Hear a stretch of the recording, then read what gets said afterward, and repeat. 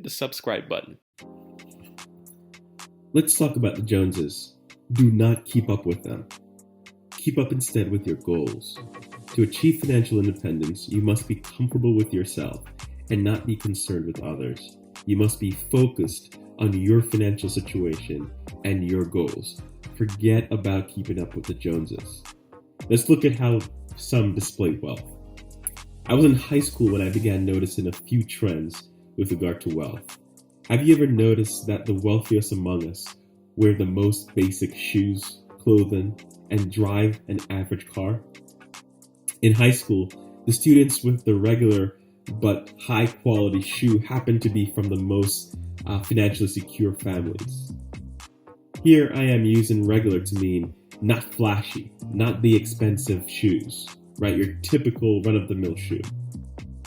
These are the friends who lived in the best neighborhoods with parents who were executives or had very secure positions. These friends did not care to draw attention to themselves based on what they could afford. On the other hand, I had some friends with flashy high-priced shoes, book bags, and hairstyles that tend to be from parents who were less off. These friends wanted to show everyone that they had the most expensive, you name it. These friends were not financially secure. The wealthiest among us does not care what others think, and their children do not either. When you're financially secure, you care a lot less what others think. You also have a bit more confidence because you are secure and you are less dependent on others for your well-being. Think about this now in adult life. Think of your friends in two basic groups. There's group 1 and group 2. And here I'm going to make some generalizations. And these fact pattern does not include additional costs such as food, entertainment, student loan payments, and other monthly costs. But let's do a simple experiment here, or simple graphic. In group 1, you have individuals who lease their vehicles, typically an expensive luxury vehicle, Mercedes, Porsche, BMW, or a Tesla. They typically live in McMansions or junior McMansions. They take lavish vacations. They tend to post their activities frequently on social media, and they tend to send their children to private school. On average, group 1 are high earners. But the question is, are they wealthy? In group 1, if group 1 loses their jobs, could they survive? And if they could survive, for how long? By leasing a car, group 1 will carry car payments for the foreseeable future. However, as a benefit, group 1 will always have the newest model car. The junior McMansion's mortgage is typically above average and comes with the associated expense of heating and cooling such a large home, landscaping, and the inevitable general upkeep and repairs. This adds up very fast. Private schools can cost tens of thousands of dollars, in some cases hundreds of thousands of dollars per child. Let's face it, Group 1's monthly expenses is very high. Any loss of income can have a dramatic effect on the well-being of Group 1. From a basic analysis, it becomes very clear why so many families earning six-figure incomes are living paycheck to paycheck. High earners losing their jobs play out for all to see during the last financial crisis. Stories were plentiful of those with household incomes close to $500,000 a year who had large debts and following the loss of a job eventually lost their homes.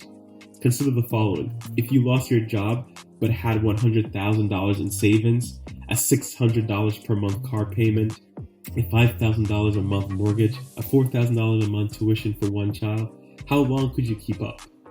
Not long at all. Your savings would be depleted fairly quickly.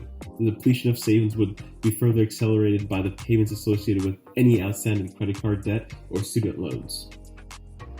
Let's look at Group 2.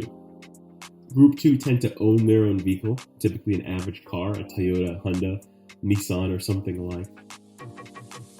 They live in an average-sized home. They take vacations on a budget. They use Airbnb. They don't frequently post or disclose their activities on Facebook. And they typically send their children to good or average public schools. And at times they dabble in private schools.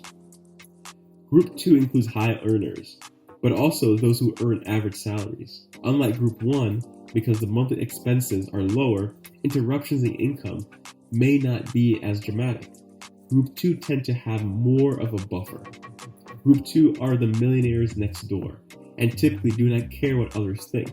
These are the folks that don't know the proverbial Joneses, and if Group 2 did, Group 2 do not want to keep up with them because Group 2 are preoccupied with bill and wealth. At times, it is likely that Group 2 may or may not earn more than Group 1, but what is likely is that Group 2 lives below their means. Group 2 could be earning six figures and multiples thereof, but will stay in the same home, drive the same car for 10 years, and take advantage of public schools, good public schools. Even if Group 2 loses their jobs, because their expenses on average are lower than that of Group 1, Group 2 are able to weather such a change in better shape than Group 1. We all know folks who live in the largest homes and drive the newest cars.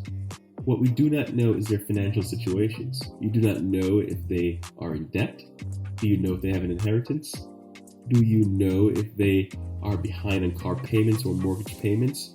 What about credit card debt or student loan? You just do not know. With all the unknowns, focus on what you know. You know your own situation, your goals, your finances, right? Your saving, your expenses, your investments. Instead of keeping up with the Joneses, keep up with your own goals. If you keep up with your own goals, you will be able to achieve them and move towards a financially independent existence. Don't keep up with the Joneses. Keep up with your own goals. If you like this video, subscribe to the channel.